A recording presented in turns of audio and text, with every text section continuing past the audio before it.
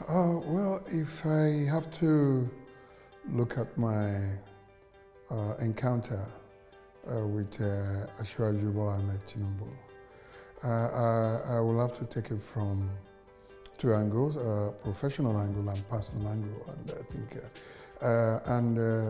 this all started with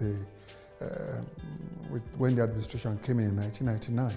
So I was part of the team that wrote the strategic notes for BATCO, the Bola Tinubu campaign organization then. So, and I wrote the strategic note on just one afternoon, and I just saw the permanent secretary walk into my office and introduce him. And right behind him, I saw the directors in the ministry, and I saw Mr. Tunji, who happened to have been my schoolmate and friend. I saw him, I was surprised. What are you doing here? I asked, Tunji, what are you doing here? And the PS said, come and meet the new commissioner.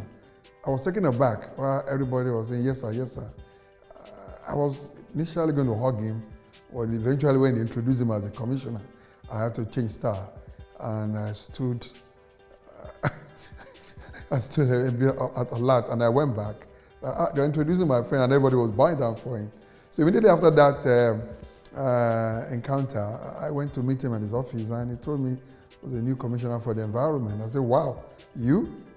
New commissioner for environment? I didn't know you were coming. He didn't tell me.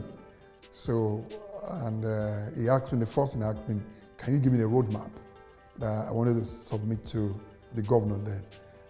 And the one I submitted for BATCO, I gave it to him. I said, look, I already have the roadmap that to follow for waste management, but I'm on my way out of government. And he said, no.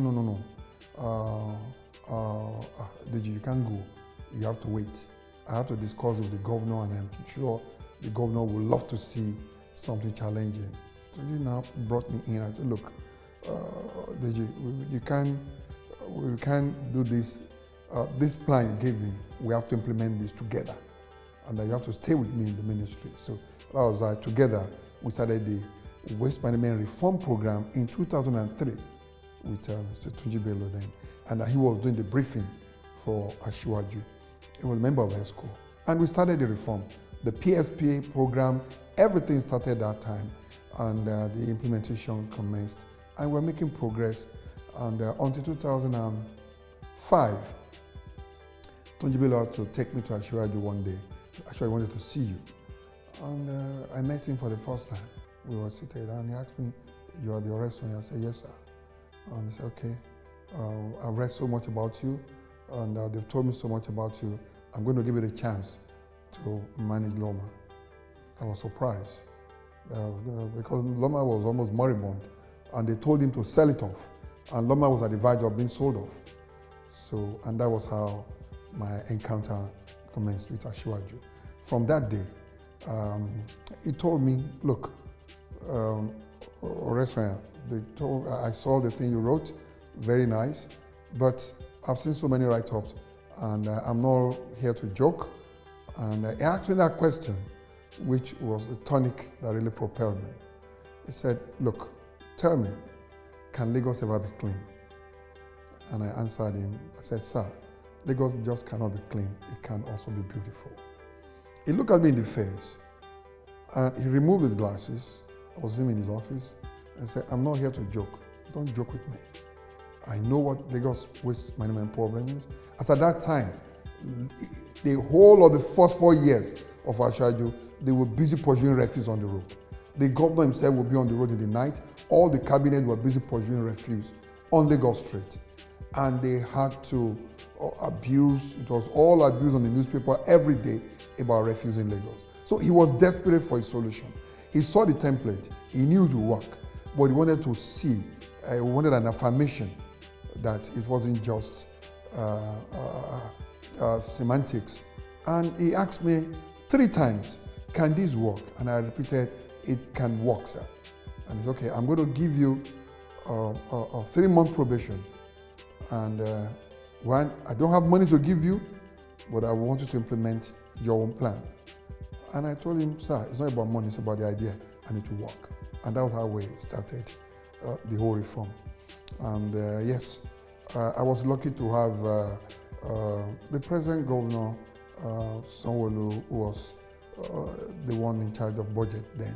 He was the first person after Atunji Bello that embraced me and said, look, Governor Sanwo-Olu brought all the files of LAWMA in Ministry of Budget and said, look, the governor does not have money to give you, but I will look for money for you.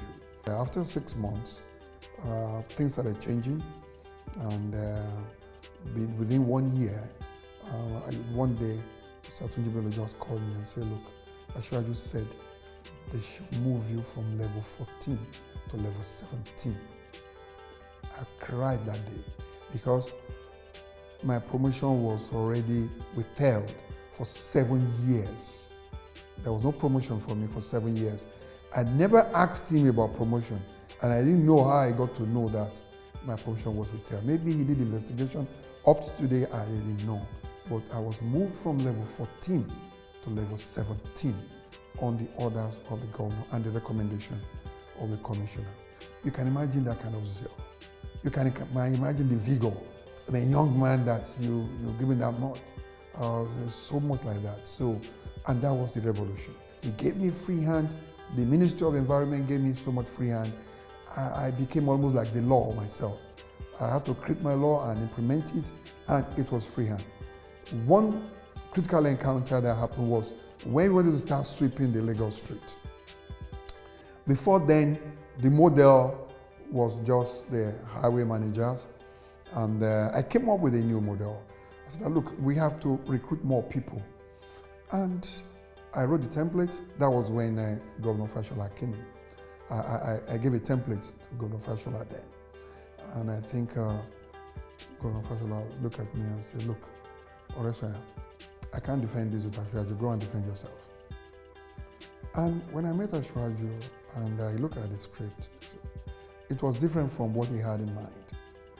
And he said, Oresanya, I don't think what you have here will work. And I said, sir, hold me responsible if it should fail. He looked at me and said, I admire your courage, but I don't think the thing will work. We argued, and I was imagining, how can a civil servant be arguing a case with the governor? And he was so tolerant. He allowed it. And at the end of the day, he said, okay, fine. I can see you have a conviction. You're convinced about what you're going to do. Go ahead, all right? But make sure you don't fail. If you fail, I will eat you alive myself. I said, sir, you won't have any reason to eat me alive. And that was it. That was a revolution on the street. That's why you started seeing more people sweeping the Lagos streets. And why won't those people believe in Asiwaju? We just had a rally, okay? Over now, you have close to 20,000 people sweeping the streets of Lagos every day. And these are people, they now have a new livelihood, okay? A new means of living. We were giving these people loan because they have a regular source of income.